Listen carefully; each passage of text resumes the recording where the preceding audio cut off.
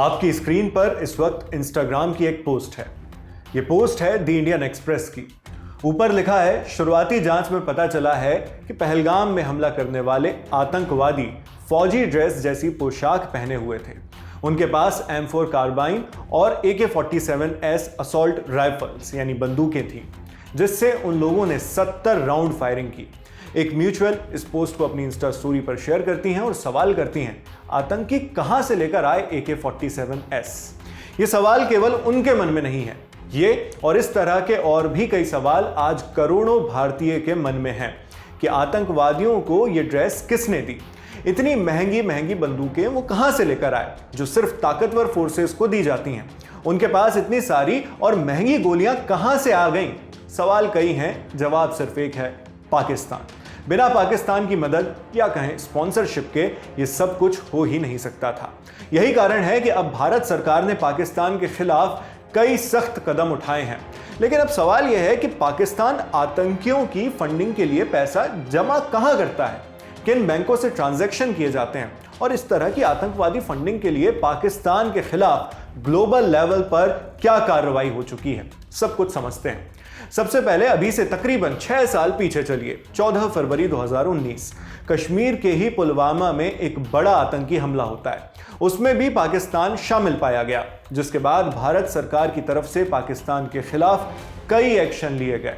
इसमें पता चलता है कि तकरीबन 10.5 लाख रुपयों का लेन देन पाकिस्तान से उस आतंकी के खाते में हुआ था जो पुलवामा हमले का मुख्य आरोपी है।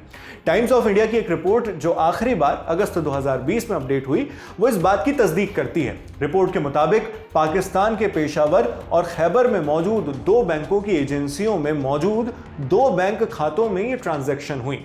जैश-ए-मोहम्मद के आतंकियों ने 10,43,000 कैश इन खातों में जमा कराए, जिसकी पुष्टि की गई। यह रकम पुलवामा हमले के आरोपी मोहम्मद उमर फारूक के नाम पर जमा किए गए थे, ताकि 14 फरवरी 2019 के फिदायीन हमले को अंजाम दिया जा सके। इसे लेकर भारत पूरी फंडिंग ट्रेल का पता लगाने की कोशिश करता है। इसमें एक पैटर्न और कनेक्शन भांपा जाता है जो पैसों के लेन देन की पूरी कड़ी को पाकिस्तान के बैंकों तक ले जाकर जोड़ता है। सरकारी सूत्र दावा करते हैं कि इस्लामाबाद, जो पाकिस्तान की राजधानी है, अब भी आतंकी फंडिंग के खतरे को समझने और रोकने में नाकाम है। 2020 की बात है। उस वक्त टाइम्स ऑफ इंडिया को एक अधिकारी ने बताया था, जैश का एक आतंकी पाकिस्तान में अपने बैंक अकाउंट में पैसे ले रहा था और उन्हीं पैसों से भारत में हमला करने के लिए कार और विस्फोटक खरीदे गए। यह पाकिस्तान के बैंकिंग सिस्टम की असफलता को दर्शाता है। दावा साफ था, पाकिस्तान में आतंकवादियों को भारत के खिलाफ हमला करने के लिए पैसों के लेन देन का पूरा तंत्र मिल रहा है।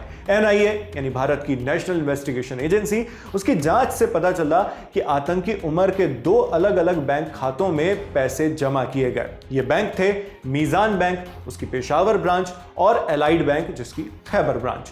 मीज़ान बैंक, ये नाम याद रखिएगा, आगे फिर आएगा। दोनों के खातों में मिलाकर कुल 10,43,000 रुपए जमा किए गए। ये रकम 5 किस्तों में जमा हुई। इन सारे डिपॉजिट्स की स्लिप्स उमर के फोन से रिकवर हुई, जिसे CERT-IN की मदद से अनलॉक किया गया था। CERT-IN भारत की सरकारी संस्था है जो साइबर सुरक्षा से जुड़ी घटनाओं से निपटने का काम करती है। जांच में पता चला कि कुल 10 लाख में से 5,70,000 रुपए उस हमले में इस्तेमाल होने वाली कार खरीदने, उसे मॉडिफाई करवाने और अमोनियम पाउडर जैसे विस्फोटक खरीदने में खर्च हुए। NIA ने दावा किया कि पैसे की पूरी ट्रेल इतनी मजबूत है कि यह जैश की पाकिस्तानी लीडरशिप के सीधे रोल को साबित करती है। रिपोर्ट के मुताबिक इसी दावे के आधार पर इंडिया पूरी तैयारी में था कि पाकिस्तान को FATF की ब्लैकलिस्ट में डलवा दिया जाए। FATF यानी फाइनेंशियल एक्शन टास्क फोर्स, एक अंतरराष्ट्रीय संस्था जो मनी लॉन्ड्रिंग और टेरर फंडिंग के खिलाफ काम करती है। इस लिस्ट में आने से पाकिस्तान को ग्लोबल लेवल पर खासा आर्थिक नुकसान झेलना पड़ता। जब इंडिया उसे ब्लैकलिस्ट कराने की प्लानिंग कर रहा था, उस वक्त भी पाकिस्तान FATF की ग्रे लिस्ट में ऑलरेडी था, जो ब्लैकलिस्ट के बाद दूसरी सबसे खराब लिस्ट है। इससे यह साबित होता है कि पाकिस्तान टेरर फंडिंग को रोक नहीं पा रहा है। हालांकि तब पाकिस्तान को FATF की ब्लैकलिस्ट में नहीं डाला गया।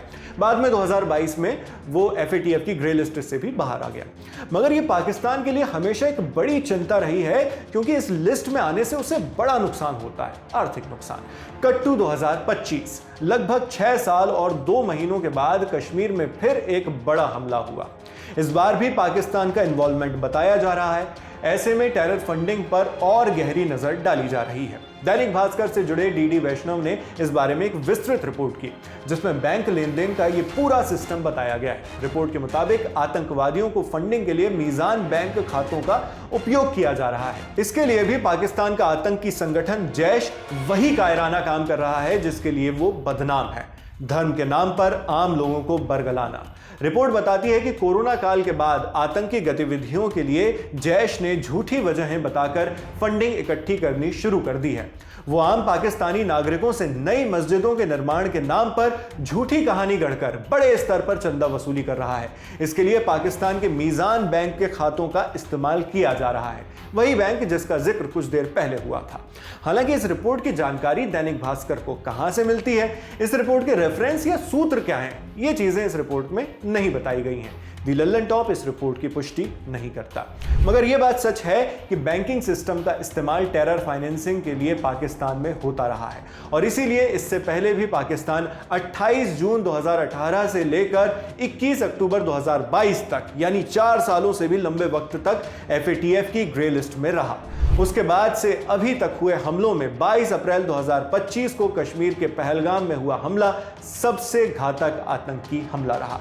अब एक जरूरी सवाल यह है कि इस हमले के बाद भारत की जांच एजेंसियां इस तरह की मनी ट्रेल को स्थापित कर पाएंगी जिसके तार आतंकियों से लेकर सीधे पाकिस्तान तक जुड़े, जैसा कि पुलवामा हमले के बाद हुआ था। अगर ऐसा होता है और इस बात के पुख्ता सबूत मिल जाते हैं तो मुमकिन है कि पाकिस्तान को इस दफा FATF की सिर्फ ग्रे लिस्ट में नहीं बल्कि ब्लैक लिस्ट में ही डाल दिया जाए, जिससे पाकिस्तान का अंतरराष्ट्रीय व्यापार बुरी तरह प्रभावित होगा और इसी के साथ पाकिस्तान के ऊपर भारत का बिना हथियार लिए यह चौतरफा हमला होगा। पिछले 5 फैसलों में भारत ने पाकिस्तान के खिलाफ जो कदम उठाए हैं उनसे पाकिस्तान वैसे ही बौखलाया हुआ है। इसलिए इस मामले से जुड़े जो भी अपडेट्स आने वाले दिनों में हमारे सामने आएंगे वो हम आप तक इसी तरह लाते रहेंगे। पहलगाम टेरर अटैक से जुड़ी सारी खबरें भी हम आप तक लगातार ला रहे हैं।